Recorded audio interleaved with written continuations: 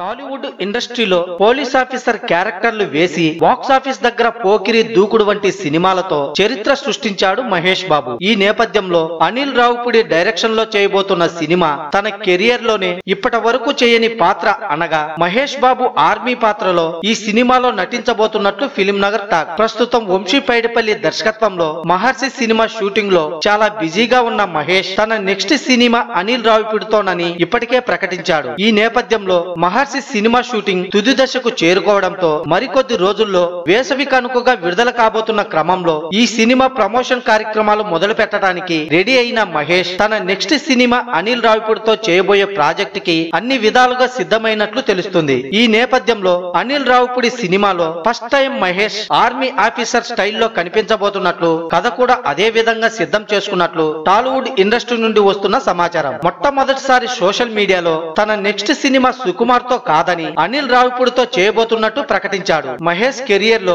ఇంతవరకు ఇలా జరగలేదు. కాగా ఈ సినిమా ఎలా ఉండబోతుందనేది మహేష్ అభిమానులు చాలా ఉత్కంఠంగా ఉన్నారు. మరోవైపు విడుదలకు సిద్ధంగా ఉన్న మహర్షి సినిమాపై కూడా అంచనాలు బీభత్సంగా పెట్టుకున్నారు.